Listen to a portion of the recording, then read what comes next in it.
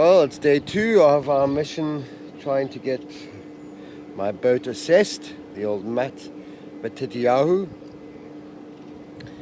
Bit of a reality check. I woke up at 2 in the morning, not being able to go back to sleep. I was sleeping on the boat with Jules, but the idea of this thing not being able to float again because of all the holes in the hull was just a nightmare. So I'm waiting this morning for an assessor to come, and a gentleman from Hoos, which is a company that can check the thickness of the hull and see where and what needs to be cut out, re-weld it in, and see if it's salvageable.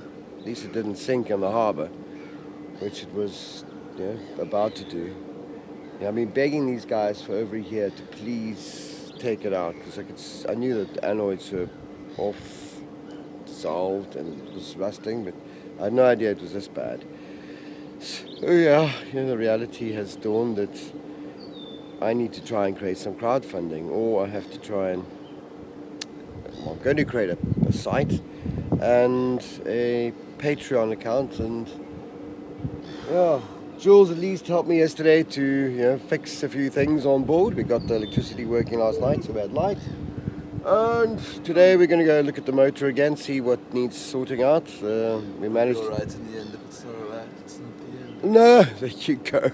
So we managed to find our way all the way from over there to here on the boat yesterday whilst it was overheating. And we only overheated once. Well, we started and then we fixed it because we put seawater into the engine for one unknown reason. It seemed to be the right thing at the time. So today we didn't have any fresh water. No, we didn't have any fresh water. We were not able to actually just switch the engine off because we were going to float off into. Well, we had anchors, but we still have to get. Well, short story is. We had manual anchors because we never battery. Well, what we're going to be doing today is flushing out everything, flushing out that where we put. I think that water pump's fucked. Yeah. Well, we're going to have a good look over the boat and assess from our side what there needs to be done on the inside. But for now, we're going to go try and find some water and have a coffee. Yeah. A coffee and a ciggy, and we'll take it from there. Yeah. Watch this space.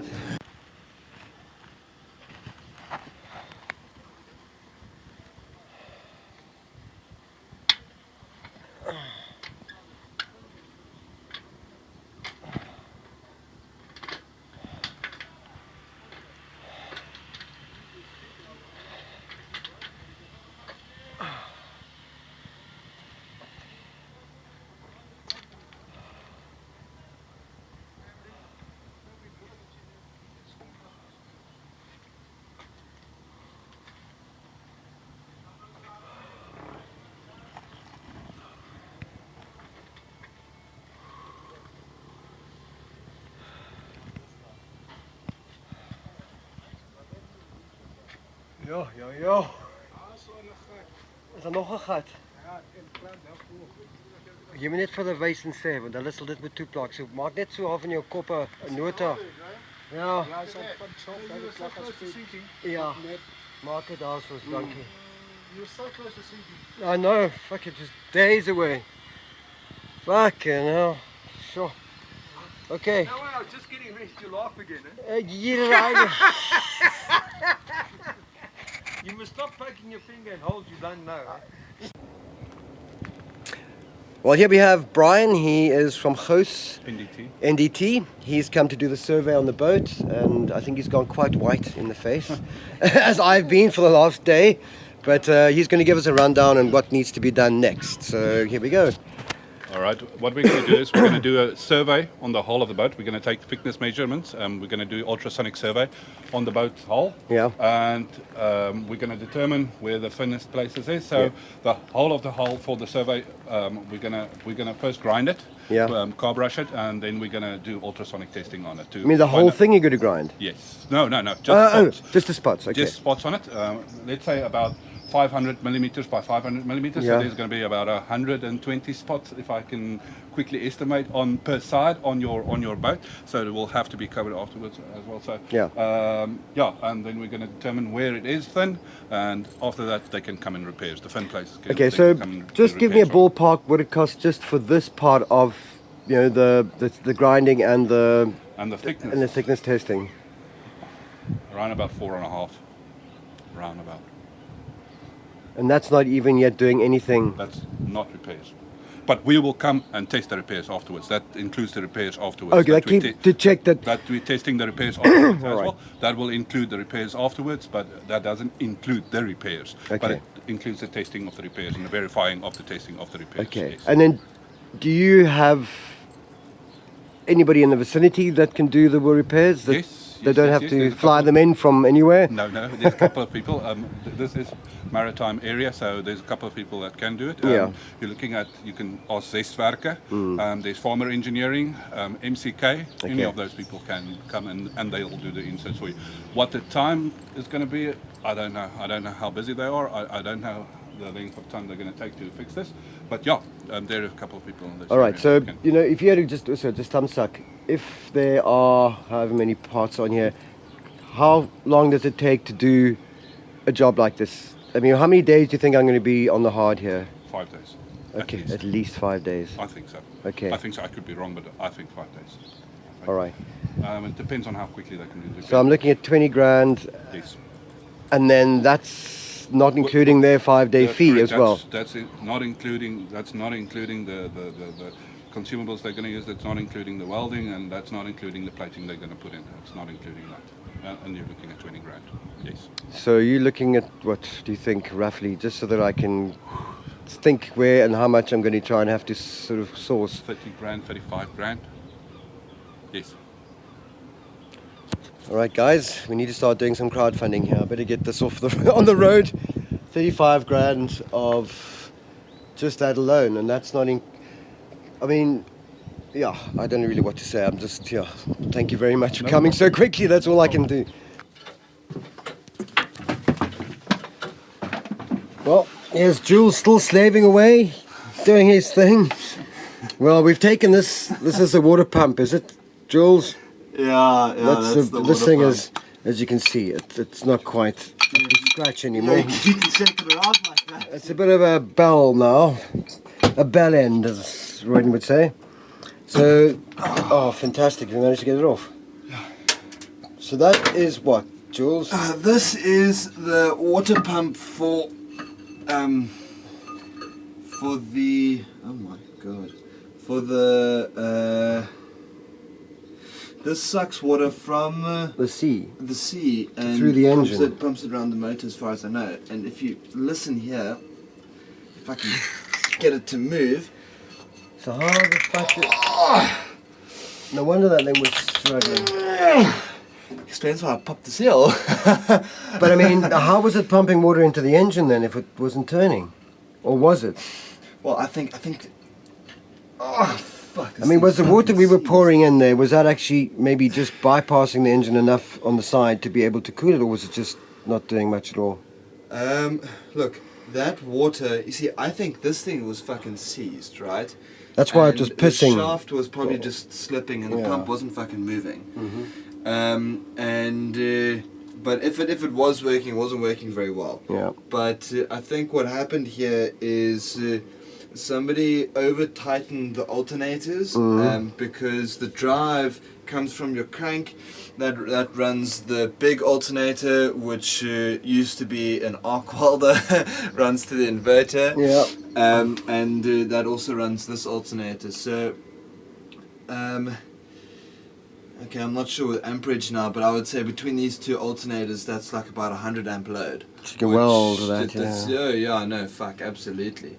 But I think what happened here is that somebody over-taught this alternator, which then, if your pulley's like this and you've got your bolt going around it, I think then decide like to bend it, not quite bend it, but decide to put strain on it, like let's say on one of the seals or the bushes or something, and then as the motor runs, it wears that part away, and so now there's like all this plane. So that water that was squirting out of that was that was seawater. That's why the whole hull was full of seawater, was it? Yeah. Out of there. Yeah. So I think what makes sense to me is that maybe there was a there wasn't a blockage in the pipe. I think it was that stopcock over here which we hadn't opened, because we didn't open that and start steaming because we didn't check all the stopcocks to start with. So, you know, when you haven't been on the boat for a year and a half because you have run out of money and you... Make sure to check your stopcocks. Yeah, check your stopcocks first before you do anything else. Be that lesson number one. If you were to scrap the boat, you could use that money to, like, let's say, set up a solar farm at your place, or like. You shut the fuck up. Do you think I would have sat on my property under my solar panels for the next freaking 20 years? Oh, feel that wind. Oh, smell the sea. I'll get the wind in my sails of my boat, you know. We want to feel the air of the free energy. We want to get free energy coming through the sails, taking us around the world. And we'll have my solar panels on the roof too. But I have to say, seeing, after hearing that third plan with that coating, yeah, I'm sold. Gert, he is an interesting character, bro. Yeah. He has designed this coating that goes on the whole boat. Yeah. And it's up to the waterline, and it's actually? It's like a gel. It's like this stuff. It looks like this. Yeah, it's as hard as this stuff. It's actually 3 mil of this stuff which gets sprayed all over the boat. And then you put this. It's kind of like a fiberglass kind of vibe. And then you spray over another like a 3 mil over that, so you still got like another 6. And this thing makes it bulletproof, really. Oh, you know? yeah, it's giving an extra 3 mil to a 5 mil hull, and once we have a 5 mil hull, we're now sitting on maybe 4 and 3.8. Yeah, I think the lowest we got was about 3.8, and then of course 0 in some places. Yeah, but that they're cutting out. Yeah. we'll fill you in on all that finer details of the holiness of this boat, but we need to get going because we have a guy coming around, a welder, at 7 in 15 minutes, and he's going to then give us a quote for what he could do this job for, because we've got some really expensive guys from the town down the road, Saldanha, but these are the big pros, and they have to commute every day, whereas this guy is local, and I've got one other guy coming tomorrow morning, and possibly trying to find one more, so we can see who can do this full on for the next 7 days. This boat is costing every day sitting here doing jack shit. But this is day 2. Day 1 they sprayed it down and we got it here. Day 2 we've managed to get the play pump. Day 2, which is today, I've met a million people and met some very interesting people which have all given me their point of view. From everything saying, scrap the fuck, get yourself 50,000 rand in the bank, but you can't. This boat is not even, it's not even an option. And I haven't even thought about the boat until I eventually got from these guys at KY a call saying you can get your boat out now. And I've been bagging them for the last year and a half, but because they take out trawlers, they've been fully busy, and they couldn't really help me by getting it out any sooner, which, I mean, I could have had it taken around to Saldanha, but I had so much else going on in my life, dealing with other things, that I haven't actually had the chance to think about the boat. And well, as you can see, it's a beautiful boat. Yeah, it's a mess now, but it's all yellow wood, Meranti. There's lots of storage place, the nav station, it's got the radios, it's got the galley. On this side where the engine is, there's one bunk with its own little mirror and whatever. Down this side we have life jackets, the second bunk, and motor with jewels. And down here, jewels climbing through there. Here we have the heads, the back heads. There's one in the front as well. So the heads are going to need probably some, all the plumbing is going to have to be done, because there is a problem with the fact that they're going to cut out half the hull at the bottom to replace it with new steel metal cladding, which is then have to be accessed from the top as well to weld, which you cannot believe all of this here might have to come out. So I didn't even go there. So here's the back aft cabin, and it's a little ensuite. So Jules and myself were sleeping. Okay, last few bits and we're out of here, off to Cape Town. And we have a plan C. I'll tell you about it later. Is to double up. We're going to double the fucking metal up so you don't have to rip out the whole interior. It's a bit anti-establishment, but at the end of the day, it'll happen in 5 days. We'll get this thing out of here, sprayed with this rubber Ghosts special mix, and back out in Porto, and then we'll start fixing it in the inside. But for now, I reckon you call that stuff rubber, super ghost rubberized. it's been ghost. The boat's been ghost. You've been ghost. All right, check you guys later.